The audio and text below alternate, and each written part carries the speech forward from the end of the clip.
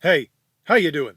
This is RJ. So, normally I cover something within entertainment, try to give you a reasonable and rational explanation of things about why whatever it is you love is going down the toilet. But today, as I do every once in a while, I'm going to rant. I can tell you that right off the bat. Oh, by the way, links are in the description for my graphic novels, and I'll just leave that where it is and continue on. But at this point, I feel when I do these rants, I'm a little bit like Mr. Spock on the Galileo 7. So if you have the temptation to put in the comments that I'm being too emotional, go and figure out what that reference means. So I've been covering the woke mind virus taking over entertainment for the last 6 years now, and there were people doing the exact same thing as me long before I ever did. And quite honestly, I'm covering this because I've felt this way from, at least the mid-90s onwards. Because I studied history and political theory, which is, in the way that I studied it, the origin of ideas. And so it looks very much into why we think the way we do today, or certain political ideologies think the way they do today. And here's the thing. I've been talking about this, as I said, for over 6 years, others for longer. I know, specifically, from studying and listening to original podcasts that come straight out of the horse's mouth, that entities like Marvel Comics have been diving headfirst, full throttle, into things like diversity, equity, and inclusion since minimum 2009. So that's 15 years ago. And they saw fit to do so because they saw the writing on the wall in 2009. But for the history of my channel, I've always had people asking me, why in the world do you concentrate on something so small like entertainment? Why in the world do you concentrate on something like a comic company if you're talking about these large ideas from politics and philosophy and everything else? Why do I concentrate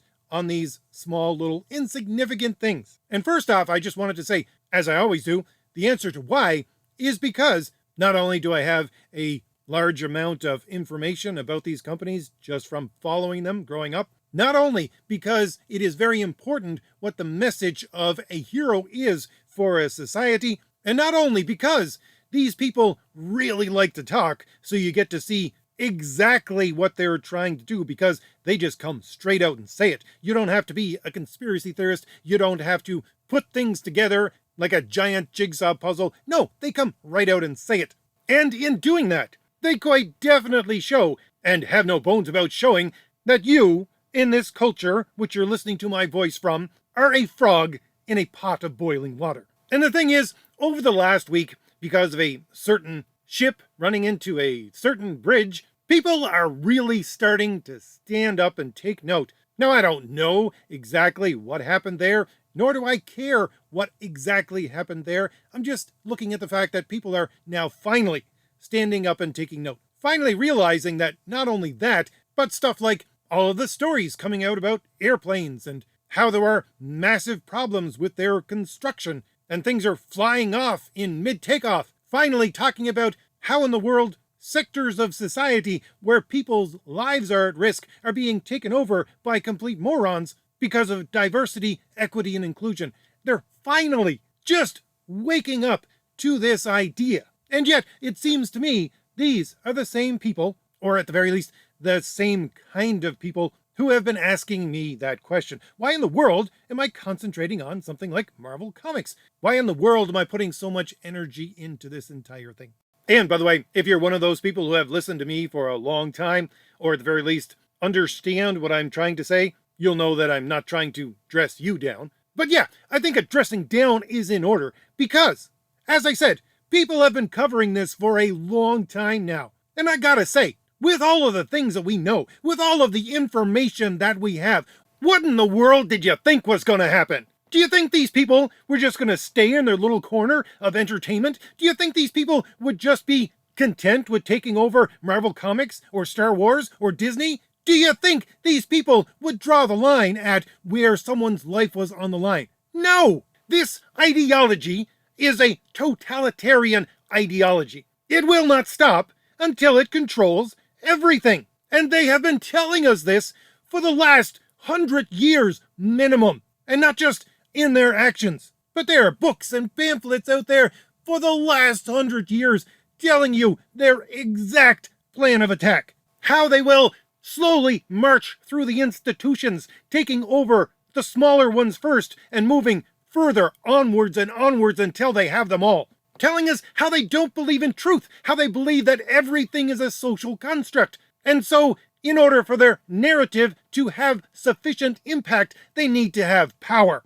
More and more power. Because that narrative needs to be the dominant narrative that people believe. And when that happens, all other narratives must be wiped out. How they intentionally want people who belong in mental institutions out there on the street so that they can weaponize them against normal people. And so let me just take a step back for 1 second. Okay, think about whatever it is you used to value as a piece of entertainment. Because I'm sure you probably value something as a piece of entertainment that has been destroyed by the likes of diversity, equity, and inclusion. That's why you're here. That's why you're listening to me. It doesn't matter if it's Marvel Comics or the Star Wars franchise or Warhammer or Dungeons and Dragons. It doesn't matter. Whatever it is. As I said, I choose Marvel Comics. So look at this brand, which was very influential at one time, dealing with cultural icons, which is now controlled by people who want to use it as a political hammer. These people who don't care about money anymore. They have found some way to latch themselves onto a giant pot of money, whatever way that is, so they don't care what the consumer thinks. A company which we know from, at the very least, how the products are coming out to us, that the kind of people that they hire, and I'll try to be as inclusive as I can here, some of them are just straight up political ideologues. They have told us that from their own mouths, and some of them are mentally handicapped, retarded, have the IQ of an idiot, and they're producing stories about cultural icons for this once great company. So much so that people who can actually tell real stories are fleeing away from the brand and saying, I don't want to have the stink of your touch on me anymore. No, you want to offer me X-Men to write? No, I think I'll go and do my own thing over in the corner. Okay? Take all of that and imagine that how that company is run. And again, that's my example of Marvel Comics. Yours can be whatever it is that you're talking about. Doctor Who, various kinds of video games, doesn't matter. Take that example of how that company is run and now apply that to how your apartment building is run, or how your local emergency room is run, or how the airport and the airplanes are run. Do you think that's going to turn out well for anybody? Because again, slow march through the institutions. They're not going to stop until they have control of it all. And no, it's not a slippery slope argument. You know, I'm fairly old and I live in the middle of nowhere right now, but I have friends. I've lived a life. And besides the fact that history can show us very clearly that this is not a slippery slope argument, I have had, I guess what you could call, a unique set of friends over my life. I have people who could legitimately tell me, if the government tells you X, Y is what they mean. I have friends who have been boots on the ground for every major military conflict that the US has been in over the last 25 years. And I had this friend, at one point, seems long ago now, who enjoyed and shared my study of history and politics, and he decided, the very moment the Iron Curtain collapsed, that he was going to be a part of history, and he was one of the first people to get a travel permit into Russia because he wanted to see how things actually were. We thought he was crazy. None of us believed, really, that the communist government within the USSR had actually fallen. We thought he was going to disappear. But no, he came back a year later, and I sat down with him within weeks of him coming back, and we talked politics and history for quite a while. And he told me about a society that had gone through and embraced the idiocy that we see around us today. And again, it was just a description of take the worst company that you can think of right now that has embraced diversity, equity, and inclusion, and apply that to your everyday life, to your house, to your car, to the plane you get on, to the doctor you see, to the structural soundness of every last staircase you walk up.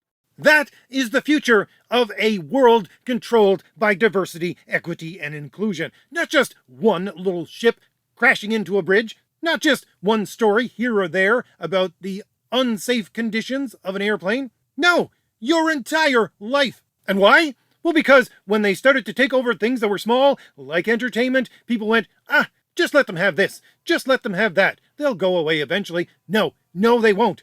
Or saying, I don't want to have to fight over every last thing. I'm tired of this. I'm just going to let it be. You don't fight now? You're going to be fighting later. Or my all-time personal favorite is people, and I'm talking about people who are supposedly on the same side as me, saying, we can just let them have this. We can just let them have that. Oh, we can't go back to treating people like this or treating people like that. No, we can't do that. I'm sorry, but if you allow these people an inch, they will use that as the foothold that they desire to destroy everything around you. And again, I'm not exaggerating. This is not a slippery slope argument. This is how history has played out over and over again over the last, at the very least, 100 years. And to pull on that thread just a minute, I'll have to say that, yes, I am very sympathetic towards the people who that is to say, your quote-unquote progressive ideologues use. Many of them are ignorant. Many of them are mentally unstable. Yes, I sympathize with them, but that doesn't mean you give them an inch. Especially, as I said, when their playbook for the last 100 years has said, yeah, take these people who are mentally unstable, shove them into normal society, have people's sympathy play the card we need in order to get them into positions where we can then destroy our enemies and use those mentally unstable people as a weapon. Again, from their playbook for 100 years. And I'm sure that part of my audience would be completely shocked about how many things I agree with the progressive left about. But the whole point is, I agree with them in what they're saying, but not why they're saying it. For example, I think, yes, if people need safe spaces, they should have safe spaces. Because if you're someone out there in society who sees just something normal going on in society, and that triggers you to the point where you have a mental episode wherein you become baseline, at the very least, agitated, to combative, to even threatening violence of one kind or another towards yourself or a whole group of people, saying that they are going to, let's say, self-end themselves as an entire group. Yeah, society needs to provide a safe space for you. But guess what? That safe space is not out here in the world. That safe space is a mental institution. Because literally, we have these people go on social media and get massively upset about normal conversation, become combative, and then threaten violence of one kind or another. And we're treating this as normal? If anybody else but political ideologues did that thing, they would be shipped off to a mental institution for the safety of themselves and the safety of those around them. And I am sick and tired of people on my side making excuses saying, oh, well, we can't have it go back to X year. We have to just let these people be in this form or that, because if you give them an inch, they're going to take a mile. That's the reason they're out in society to begin with. That's why in the 60s and 70s, they hauled these people out of institutions and stuck them in society. Why? Because they need to be medicated or have some professional medical help in some way or another, and they specifically took that away from them and said to them, here, instead of actual medical help, all you need in order to feel better is the placebo of acceptance. Go out into the world and ask for it. And if that placebo doesn't fix all of your medical problems, then obviously you haven't got the right kind of acceptance. You haven't got enough acceptance. Demand more. And oh, by the way, if anyone contradicts that way of thinking, well, they're your enemy and ours too, and we'll point you towards them in a violent frenzy, which is easy to do because these people belong in institutions. Some of them just need medical help. Some of them belong in a cell. 'Cause I'm sorry, but when in God's name did we get to the point? Because back in the 70s and 80s, we clearly understood that people who held this ideology in their mind were participants in something evil. So when did we get to the point where this evil is accepted as daily life? We got to that point when you allowed them an inch, because an inch is never enough. That little bit of acceptance is never enough, because it's a placebo for someone with mental problems who will look for more and more, and there is never any end to it, because that placebo will not solve their medical problems. Because they belong in a place where they can get actual medical help. And the exact same formula can be applied to the entire ideology as a whole. They're trying to deny reality, not just mentally, but functionally out in the world. They're trying to deny reality. And they say, well, we just need power in order to do that. We just need a little more power, just a little more. It didn't do it that time, just a little more. Give us some more power. But the problem is, you cannot functionally deny reality. Reality will smack you to the ground every last single time you try to do so. So there is never any end to the amount of power that they will ask for, that they will plot for, that they will eventually demand.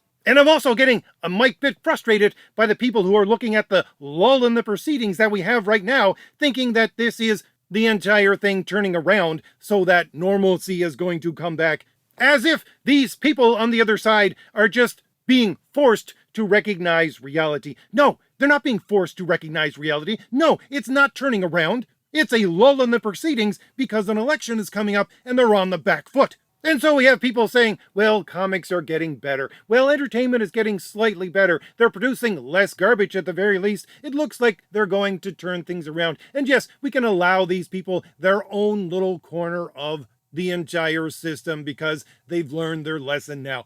They have not learned their lesson. And as soon as November is over, as soon as the election is over, there is going to be a C-turn back in a massive way to what we saw in 2016. Prompted, oh, by the way, by violence of one kind or another.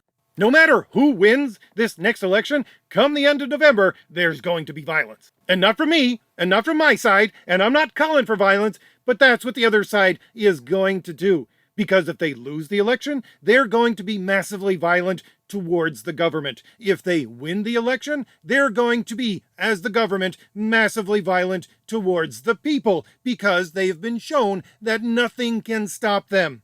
And why? Because this culture is not being won back over except by a fight. So you either fight now, or you fight later. One or the other, and I'm pretty sure that later, if we leave it to that, is going to be a lot more explosive than fighting now over comic books and Star Wars merchandise.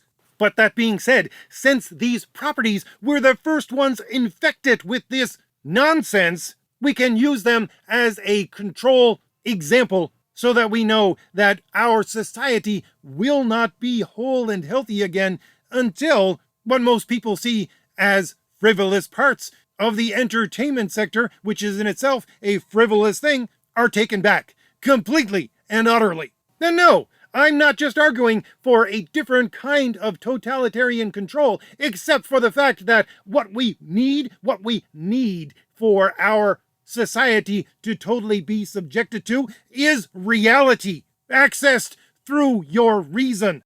And that's never going to be accomplished with a sympathetic mindset of, oh, just let them have this. Just let them have that. You can't tell them what they're doing is wrong. Yes, I can. Reality shows me it's wrong. We need to be in a place where if someone acting contrary to reality does something illegal, you put them in a cell. Until when someone who does something to show that they're mentally incompetent, you put them in a hospital. Until someone who is neither doing something illegal nor is mentally incompetent pressures others to allow for the release of such people and their existence in the common, normal, everyday world, you ridicule them because they're holding in their mind and believing an ideology that is the ideology of criminals and mental patients. Because this ideology will not stop. Allowing them an inch will ensure that they will use that as a foothold to attack you on their way to the ultimate plan of the complete and utter destruction of our civilization. So, I don't know, if you found anything within this rant helpful in any way, or you have a comment, leave a comment, because I'm sure people have plenty of comments on this one. But yeah, I'm done for today. I'll see you later. Bye.